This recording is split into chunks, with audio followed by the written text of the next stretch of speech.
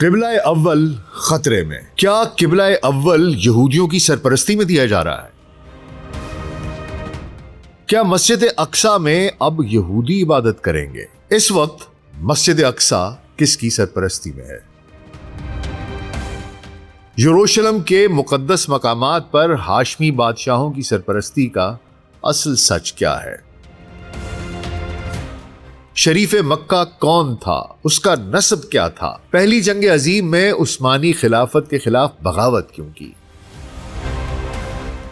T Lawrence of Arabia اور انگریزوں نے شریف مکہ کو کیا سبز باغ دکھائے؟ سائکس پیکو معاہدے کے ذریعے کیسے پیٹھ میں چھرا گھونپا؟ شریف مکہ کے بیٹوں کو عراق اور اردن کے تخت کیسے ملے اور ان کا انجام کیا ہوا؟ 1924 میں مسجد اقصی کی سرپرستی اردن کو کیسے ملی؟ یہ سرپرستی ہاشمی بادشاہت کی بقا کے لیے کیوں ضروری ہے؟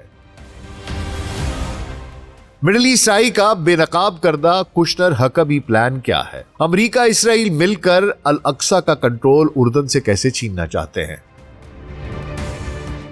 الاقصی کو ملٹی فیتھ سینٹر بنانے کا صہیونی ایجنڈا کیا ہے؟ کیا یہ تیسرے ہیکل کی تعمیر اور دجال کی آمد کے صہیونی عقیدے کا حصہ ہے؟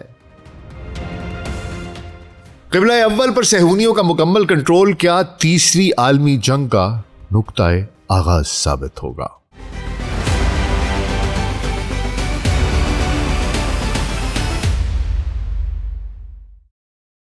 Global set podcast doctor Nasir Baig کے ساتھ ابھی خدمت میں حاضر ہیں جی. السلام علیکم.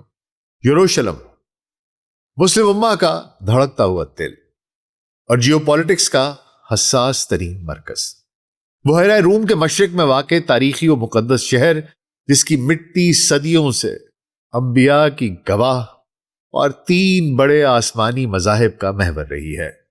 لیکن آج یروشلم کا سب سے مقدس مقام مسجد اقصی ایک ایسی لرزہ خیز سازش کی زد میں ہے جس سے اردن کی ہاشمی بادشاہت سے لے کر پوری مسلم دنیا میں شدید تشویش لاحق ہے. مڈل ایسٹ آئی MEE ان کی حالیہ تہلکہ خیز رپورٹ نے انکشاف کیا ہے کہ چچا ٹرمپ کا جو صہیونی داماد ہے جیرڈ کشنر اور اسرائیل میں امریکی صہیونی سفیر مائک ہکبی پس پردہ ایک ایسے خطرناک منصوبے پر کام کر رہے ہیں جس کا مقصد پچھلی 1 صدی سے قائم اردن کی ہاشمی جو سرپرستی ہے مسجد اقصی پر، اس کو ختم کر کے الاقصی کا کنٹرول براہ راست اسرائیل کے نام نہاد بورڈ کے حوالے کر دیا جائے. ایک ایسا منصوبہ جو الاقصی کو ایک مخلوط مذہبی مرکز میں تبدیل کر دے گا اور صہیونیوں کے ہیکل ثالث کی تعمیر کے راستے کھول دے گا.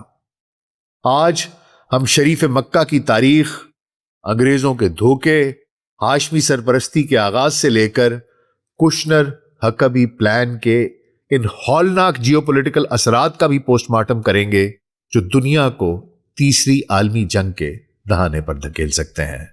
تو حضور اگلے 10 سے 15 منٹ کے لیے دھیان ذرا ادھر، اور اگر ہمارا کانٹینٹ پسند آ رہا ہے تو ویڈیو کو لائک اور چینل کو سبسکرائب کر دیجیے گا. یروشلم کے مقدس مقامات پر ہاشمی سرپرستی کی تاریخ شریف مکہ کے عروج و زوال، پہلی جنگ عظیم کی جیو پولیٹیکل تبدیلیوں اور جدید اردن کی بادشاہت کی بقا کی جد و جہد سے جڑی ہے. شریف حسین بن علی 1854 میں استنبول میں پیدا ہوئے. ان کا تعلق قبیلہ قریش کی ہاشمی شاخ سے تھا اور ان کا نسبی تعلق براہ راست حضرت محمد مصطفیٰ صلی اللہ علیہ وآلہ وسلم کے نواسے حضرت امام حسن ابن علی رضی اللہ تعالیٰ عنہ سے ملتا ہے. اس خاندانی وقار کی وجہ سے ان کے خاندان کو خطہ حجاز، جس میں مکہ اور مدینہ سمیت جدید سعودی عرب کا مغربی ساحل شامل ہے، پر موروثی اختیار حاصل تھا. 1908 میں عثمانی سلطنت نے انہیں شریف اور امیر مکہ مقرر کیا. پہلی جنگ عظیم کے دوران برطانیہ نے عثمانی سلطنت کو اندر سے کمزور کرنے کی کوشش کی. انہوں نے شریف حسین کی مذہبی حیثیت کو استعمال کرتے ہوئے انہیں استنبول کے خلاف عرب بغاوت پر اکسایا. اس کا بنیادی ذریعہ میکسی حسین خط و کتابت تھی جو 1915-16 میں تھی، جو شریف حسین اور مصر میں برطانوی high commissioner sir Henry make Mohan کے درمیان ہوئی. اور ایک وعدہ کیا سلطنت برطانیہ نے وعدہ کیا شریف مکہ سے جناب کہ وہ عثمانی سلطنت کے خلاف بغاوت کے بدلے میں ایک آزاد اور متحدہ عرب مملکت کو تسلیم کرے گا، جس میں تقریباً پورا عرب جو مشرق وسطیٰ ہے، جس میں جدید شام ہے، لبنان ہے، عراق ہے، اردن ہے اور فلسطین ہے، یہ سب اس میں شامل ہوں گے اور یہ ہاشمی حکمرانی کے تحت ہوگا۔ اس میں ایک نام بہت مشہور ہے لارنس آف عربیہ کا، Lawrence, captain Thomas Edward Lawrence. اس کو فوجی رابطے اور مشیر کے طور پر شریف مکہ کے پاس بھیجا گیا۔ لارنس نے محض مالی رشوت دینے کا کام نہیں کیا، بلکہ وہ بغاوت کی لاجسٹکس کے لیے برطانوی سونا، ہتھیار اور ٹیکٹیکل مدد بھی لے کر آیا۔ اس نے شریف حسین کے بیٹوں میں یہ یقین پختہ کر دیا کہ برطانیہ آزادی کا اپنا وعدہ پورا رکھے گا، اس کا پاس رکھے گا۔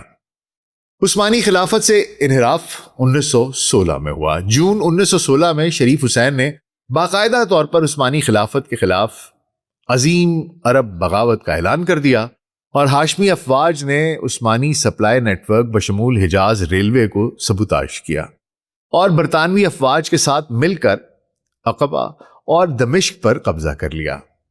عثمانی سلطنت اور بہت سے قدامت پسند مسلمانوں کی نظر میں یہ غداری تھی، دھوکہ تھا، جہاں ایک عالمی جنگ کے دوران آخری بچی ہوئی مسلم خلافت کو توڑنے کے لیے غیر مسلم نوآبادیاتی طاقتوں کے ساتھ تعاون کیا گیا تھا۔ خیر حضور، جنگ ختم ہو گئی اور جنگ ختم ہوتے ہی شریف حسین کا متحدہ عرب مملکت کا خواب بھی چکنا چور ہو گیا، کیونکہ نوآبادیاتی طاقتوں کے خفیہ معاہدے سامنے آ گئے، جن میں ایک اہم معاہدہ تھا سائکس پیکو اگریمنٹ۔ 1917 میں روس کی نئی بیلشوک حکومت نے 1916 میں ہوئے سائکس پیکو معاہدے کا خفیہ متن شائع کر دیا، جس کا علم شریف حسین کو لیکس کے ذریعے ہوا۔ اسے معلوم ہوا کہ برطانیہ اور فرانس تو پہلے ہی مشرق وسطیٰ کو اپنے اثر و رسوخ کے علاقوں میں تقسیم کر چکے ہیں، وہ تو اپنی بندر بانٹ کر چکے ہیں، جو کہ حسین سے کیے گئے وعدوں کی صریحاً خلاف ورزی تھی۔ جب آپ اپنوں سے غداری کرتے ہیں تو پھر دوسرے آپ سے غداری کرتے ہیں حضور۔ تو نتیجتاً شریف حسین نے 1919 کے معاہدہ ورسائے کو اور 1920 کے معاہدہ سیورے کو اس کی توثیق کرنے سے انکار کر دیا، کیونکہ یہ معاہدے عرب زمینوں پر لیگ آف نیشنز کے مینڈیٹ یعنی برطانوی اور فرانسیسی تسلط کو قانونی شکل دے رہے تھے۔ نتیجے کے طور پر وہ تنہا رہ گئے، جبکہ ان کے بیٹے برطانوی حمایت سے مقامی اقتدار بچانے کی دوڑ میں لگ گئے۔ شریف حسین کو حتمی نوآبادیاتی مذاکرات سے بالکل الگ تھلگ کر دیا گیا۔ برطانیہ نے ہاشمیوں کو مطمئن کرنے اور مقامی مزاحمت کو سنبھالنے کے لیے اپنے نئے حاصل کردہ مینڈیٹ کو شریف حسین کے بیٹوں میں تقسیم کر دیا۔ سب سے پہلے فیصل اول، عراق کا بادشاہ۔ فیصل نے 1920 میں شام میں مختصر وقت کے لیے بادشاہت قائم کی، لیکن فرانسیسی افواج نے اسے وہاں تشدد کے ذریعے نکال باہر کیا۔ اب اس کے معاوضے کے طور پر انگریزوں نے 1921 میں فیصل کو عراق کا بادشاہ بنا دیا۔ اس نے پیچیدہ قبائلی سیاست اور برطانوی نگرانی کے درمیان ایک راستہ نکالا بیچ کہیں کا، اور 1932 میں عراق کی نام نہاد آزادی حاصل کی۔ اس کی نسل نے 1958 تک عراق پر حکومت کی، جب ایک خونریز فوجی بغاوت کے دوران اس کے پوتے شاہ فیصل دوم کو شاہی خاندان کے دیگر افراد کے ساتھ بے دردی سے قتل کر دیا گیا۔ دوسرا بیٹا عبداللہ اول۔ عبداللہ اپنے بھائی کا انتقام لینے کے لیے فرانسیسیوں پر حملہ کرنے کی نیت سے حجاز سے ایک فوج لے کر ٹرانس جارڈن، جو کہ شرق اردن ہے، وہاں پہنچا۔ اس کو روکنے کے لیے برطانوی نوآبادیاتی وزیر ونسٹن چرچل نے 1921 میں عبداللہ کو برطانوی مینڈیٹ کے تحت قائم کردہ نئی عمارت ٹرانس جارڈن کی اس کی حکمرانی کی پیشکش کر دی۔ عبداللہ نے اسے قبول کر لیا اور یوں جدید ریاست اردن کی بنیاد پڑ گئی۔ 1946 میں اردن کی مکمل آزادی پر وہ وہاں کا بادشاہ بنا۔ اسے 1951 میں مسجد اقصیٰ کی سیڑھیوں پر ایک فلسطینی قوم پرست نے قتل کر دیا، جسے یہ خوف تھا کہ شاہ عبداللہ اسرائیل کے ساتھ الگ سے مذاکرات کر رہا ہے، فلسطینیوں کو دھوکہ دے رہا ہے۔ آپ سوچ رہے ہوں گے شریف حسین کا کیا ہوا، اس کا انجام کیا ہوا، شریف مکہ کا؟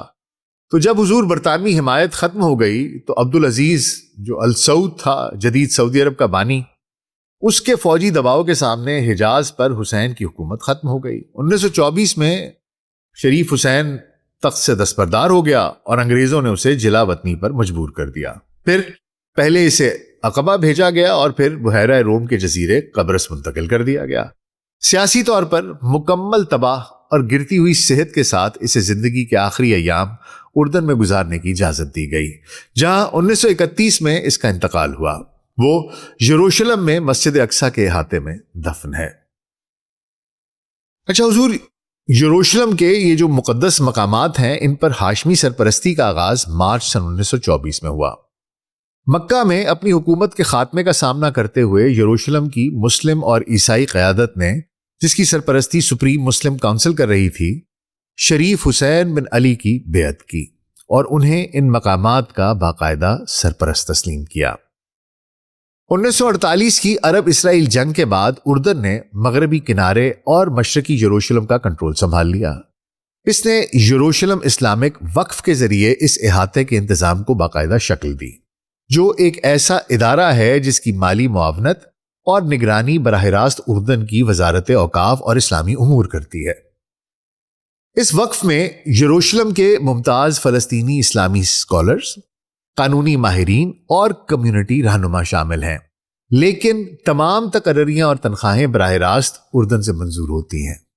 وقف کو مسجد اقصی کے احاطے یعنی کہ حرم الشریف، اس کے اندرونی معاملات پر خصوصی اور مکمل اختیار حاصل ہے، بشمول دیکھ بھال، ائمہ کا تعین، مذہبی مدارس کا انتظام اور داخلے کے قواعد۔ اور جہاں تک عیسائیوں کا تعلق ہے تو عیسائیوں کے مقدس مقامات جیسے چرچ آف دا ہولی سیپلکر، اس کے لیے بھی ضامن گارنٹر کا کردار ادا کرتا ہے، اور وہ مختلف عیسائی فرقوں کے درمیان تاریخی سٹیٹس کو اس کے معاہدے کو برقرار رکھتا ہے، ان کی جائیداد کے حقوق کا تحفظ کرتا ہے اور تنازعات میں ثالثی کرتا ہے۔ ہاشمی سلطنت کے لیے یہ سرپرستی کوئی ثانوی ذمہ داری نہیں، بلکہ یہ ان کی سیاسی بقا کا بنیادی ستون ہے۔ دیگر عرب ریاستوں کے برعکس اردن ایک چھوٹا سا ملک ہے جس کے پاس قدرتی وسائل انتہائی محدود ہیں، اس لیے یہ بادشاہت اپنا روحانی وزن اور علاقائی اہمیت اپنے نسب اور اسلام کے تیسرے مقدس ترین مقام کے تحفظ سے حاصل کرتی ہے۔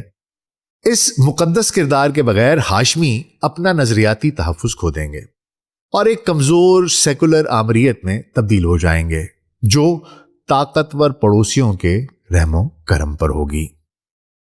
مڈل ایسٹ آئی کی ان کی جو ابھی حالیہ رپورٹ آئی ہے اس کے مطابق امریکی انتظامیہ کی اہم شخصیات، بنیادی طور پر یہ جو چچا ٹرمپ کا ذہنی داماد ہے زائنسٹ جیرڈ کشنر، اور اسرائیل میں جو امریکی سفیر ہے ایک اور زائنسٹ مائک ہکابی، یہ دونوں ایک ایسے منصوبے پر کام کر رہے ہیں جو اس صدی پرانے 100 سال پرانے نظام کو ختم کر دے گا۔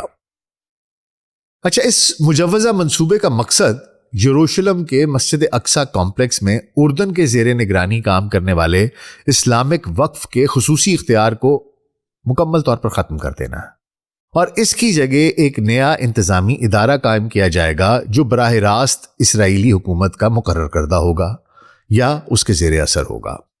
اس منصوبے کے تحت مسجد اقصی کو ایک ملٹی فیتھ سینٹر، مخلوط مذہبی مرکز قرار دیا جائے گا، جہاں یہودیوں کو باقاعدہ بڑے گروہوں کی شکل میں اجتماعی عبادت کا حق حاصل ہوگا۔ اس کے علاوہ اسرائیلی حکومت کو ائمہ اور خطبہ، ان کے تقرر اور جمعے کے خطبات ہوتے ہیں ان کے متن کی جانچ پڑتال اور منظوری کا اختیار حاصل ہو جائے گا۔ اس کا بنیادی ایجنڈا یروشلم کو مکمل طور پر اسرائیلی خود مختاری میں ضم کرنا ہے، تاکہ یہ جو اسرائیلی سیٹلرز ہیں، آبادکار ہیں، جو اسرائیلی آبادکار تحریک ہے اور مغرب میں ان کے ایونجیلیکل حامی ہیں، ان کی نظریاتی مقاصد کو پورا کیا جا سکے۔ اچھا حضور، اگر تو یہ تبدیلی نافذ کی گئی تو اس کے جیوپولیٹیکل نتائج پوری دنیا میں نظر آئیں گے، مسلمانوں، عیسائیوں اور یہودیوں پہ۔ مسلمانوں میں مسجد اقصی کو اسرائیلی ریاستی کنٹرول کے تحت ایک ملٹی فیتھ سینٹر میں تبدیل کرنا پوری اسلامی دنیا میں ایک ناقابل قبول توہین سمجھا جائے گا۔ اس سے مغربی کنارے، غزہ اور وسیع تر مسلم دنیا میں بڑے پیمانے پر سول نافرمانی اور بدامنی پھیلے گی، جو ایک قوم پرست علاقائی تنازع کو ایک بھیانک عالمی مذہبی جنگ میں تبدیل کر سکتی ہے۔ عیسائیوں کی طرف سے بھی رد عمل آئے گا، کیونکہ ہاشمی چھتری کے خاتمے سے عیسائی محلوں پر قائم نازک سٹیٹس کو جو ہے اس کو خطرہ لاحق ہو جائے گا۔ مقامی گرجا گھروں کو ڈر ہے کہ کسی بیرونی عرب خود مختار محافظ کے بغیر عیسائی جائیدادوں پر دائیں بازوں کے اسرائیلی قوم پرست گروہ تیزی سے قبضہ کر لیں گے۔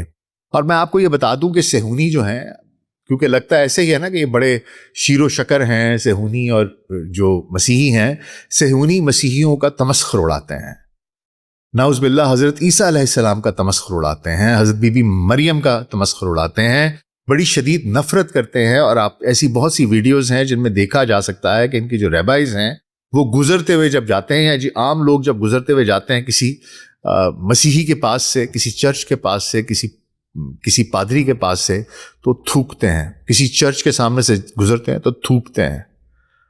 یہ عالم ہے، اس قسم کی نفرت ہے جو پائی جاتی ہے۔ اچھا، یہودیوں کا کیا رد عمل ہوگا جی؟ اگرچہ اسرائیل کے اندر تو انتہا پسند اور دائیں بازوں کے جو قوم پرست دھڑے ہیں وہ اسے ایک بہت بڑی فتح سمجھیں گے، لیکن یہ دنیا بھر میں یہودیوں کی سیکیورٹی کو اس کو بھی شدید خطرے میں ڈالے گا، کیونکہ یہ خطہ دنیا بھر کے عسکریت پسندوں کے لیے جوابی کارروائیوں کا مرکز بھی بن سکتا ہے۔ دوسری طرف جناب شاہ عبداللہ دوم ہے، جو اس کو ایک وجودی مخمصے کا سامنا ہے، ایگزسٹینشل ڈائلما کا۔ اس منصوبے کو قبول کرنے کا مطلب ان کے خاندان کے داخلی جواز کا خاتمہ ہے۔ اردن کی اکثریت فلسطینی نیاد ہے۔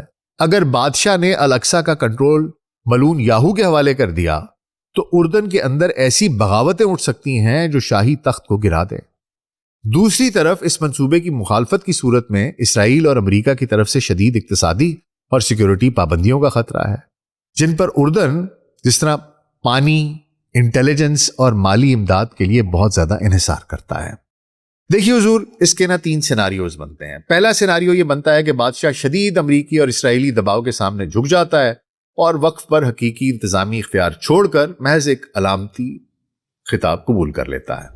اس کا نتیجہ یہ ہوگا کہ اردن میں داخلی انقلاب کا شدید خطرہ ہوگا، سیکیورٹی فورسز میں بغاوت ہو سکتی ہے اور تخت کسی قوم پرست یا اسلام پسند اتحاد کے ہاتھ میں جا سکتا ہے۔ الاقصی فوری طور پر تیسری انتفاضہ کا مرکز بن جائے گی۔ دوسرا منظرنامہ یا دوسرا سیناریو کیا ہو سکتا ہے کہ شاہ عبداللہ 1994 کے اسرائیل اردن امن معاہدے کو معطل کر دے، سیکیورٹی تعاون بند کر دے اور بین الاقوامی اداروں جیسے اقوام متحدہ، عرب لیگ اور OIC کو اسرائیل کے سفارتی بائیکاٹ کے لیے متحرک کر دے۔ نتیجہ ایک شدید سفارتی بحران۔ امریکہ اقتصادی امداد روک سکتا ہے، اسرائیل اردن کے پانی کی قلت کو ہتھیار کے طور پر استعمال کر سکتا ہے، تاہم بادشاہ کو ملک کے اندر جو شرق اردن کے قبائل اور فلسطینی نیاد اردنیوں دونوں کی طرف سے بے پناہ مقبولیت حاصل ہوگی، جو شدید معاشی مشکلات کے باوجود تخت کو بچانے میں مددگار ثابت ہوگی۔ ایک تیسرا منظرنامہ بھی ہے کہ ایک کثیر الجہتی سمجھوتا، دی سینڈ باکس ماڈل۔ جنگ سے بچنے کے لیے دیگر بین الاقوامی قوتیں جیسے سعودی عرب، مراکش، ترکی، پاکستان اور مصر مداخلت کرتی ہیں اور اس مقام کے انتظام کے لیے ایک بین الاقوامی اسلامی کمیٹی تشکیل دی جاتی ہے، جس سے اسرائیل کو مکمل کنٹرول دیے بغیر اردن کا کردار محدود کر دیا جاتا ہے۔ نتیجہ ہاشمی وقار اور اثر و رسوخ کا بتدریج خاتمہ ہو جائے گا۔ اگرچہ یہ فوری علاقائی دھماکے کو تو روک دے گا، لیکن یہ اردن کی بادشاہت کے منفرد تاریخی جواز کو مستقل طور پر کمزور کر دے گا اور اس کی طویل المدتی بقا مکمل طور پر بیرونی ممالک کی مالی امداد پر منحصر ہو جائے گی۔ دوسرا سوال یہ ہے کہ اگر یہ تیسرا ماڈل آ جاتا ہے کہ واقعی کوئی ایک بین الاقوامی مسلم وہ بن جاتا ہے، سینڈ باکس ماڈل بن جاتا ہے، تو کیا یہ اسرائیل اور جو صہیونی ہیں اور جو ایونجیلیکل کرسچنز ہیں ان کو یہ قبول ہوگا؟ تو دیکھیں حضور، اگرچہ اسرائیل کی جو سیکولر سیکیورٹی اسٹیبلشمنٹ ہے جیسے کہ موساد ہے یا فوج کے کچھ دھڑے ہیں، عارضی طور پر کسی ایسے کثیر الجہتی انتظام کو قبول کر سکتی ہے جو خطے کو کسی بڑی جنگ سے بچائے، لیکن جو موجودہ صہیونی سیاسی قیادت اور امریکی عیسائی صہیونی ہیں، کرسچن زائنسٹ ہیں، ان کے لیے کبھی بھی حتمی حل نہیں ہو سکتا۔ اسرائیل کی موجودہ سیاست پر دائیں بازوں کے انتہا پسندوں جیسے اتمار بن گویر، میں آپ کو تصویریں دکھاتا رہتا ہوں اس کی، وہ جس قسم کا جنگلی اور بے شرم انسان ہے، وہ انسان ہی نہیں ہے، اتنا وہ غلیظ انسان ہے۔ اور یہ جو لوگ ہیں اور اس طرح کے اور ہیں، ایک بیزلیل سموتھرچ ہے اور اس طرح کے لوگ ہیں، انہیں ٹیمپل ماؤنٹ فیتھ فل جیسے کٹر نظریاتی گروہوں کی پشت پناہی حاصل ہے۔ یہ گروہ کسی بین الاقوامی اسلامی کمیٹی کو تسلیم نہیں کرتے کیونکہ ان کا حتمی ہدف الاقصی کے احاطے پر مکمل یہودی خود مختاری قائم کرنا ہے، نہ کہ مسلم ممالک کے درمیان کنٹرول تقسیم کرنا ہے۔ اسی طرح اگر امریکی عیسائی صہیونیوں کا ایجنڈا بتاؤں تو جیرڈ کشنر اور مائک ہکبی جیسے کرداروں کو امریکہ میں جن لاکھوں ایونجیلیکل عیسائیوں کی حمایت حاصل ہے، ان کا عقیدہ الاقصی کے تحفظ پر نہیں بلکہ اس کی جگہ تیسرے ہیکل کی تعمیر پر مبنی ہے۔ ان کے نزدیک الاقصی پر مسلمانوں کا معمولی سا کنٹرول بھی ان کے مذہبی عقائد کی راہ میں رکاوٹ ہے۔ اس لیے یہ جو آخری منظرنامہ ہے کہ کوئی ایک انٹرنیشنل باڈی بن جائے مسلمانوں کی، ایک عارضی بفر کے طور پر اس کو دیکھ سکتے ہیں، حتمی منزل کے طور پر نہیں دیکھ سکتے۔ دیکھیے حضور، جو کٹر مذہبی صہیونی ہے نا اور چند ایونجیلیکل عیسائی ہیں، ان کے یہاں یہ عقیدہ نہایت پختہ ہے کہ مسجد اقصی گرائی جانی لازمی ہے۔ اس کی ایک وجہ ہے، ان کے مطابق یہودی مسیحا یعنی کہ دجال اس وقت تک ظاہر نہیں ہو سکتا جب تک یروشلم میں ہیکل سلیمانی کو تیسری بار اسی جگہ تعمیر نہ کر دیا جائے جہاں وہ قدیم زمانے میں قائم تھا۔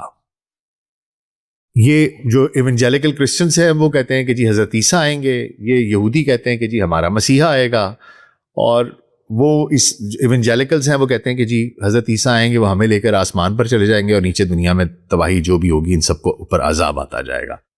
یہودی یہ کہتے ہیں، یہ جو صہیونی ہے یہ کہتے ہیں کہ جی وہ جو دجال ہے وہ آئے گا، وہ پوری دنیا میں اپنا نظام قائم کرے گا۔ اچھا، الاقصی کی جگہ کیوں؟ چونکہ تاریخی اور آثار قدیمہ کے صہیونی دعووں کے مطابق ہیکل سلیمانی کا اصل مقام وہی ہے جہاں اس وقت مسجد اقصی خاص طور پر قبۃ الصخرہ یعنی کہ ڈوم آف دا راک قائم ہے۔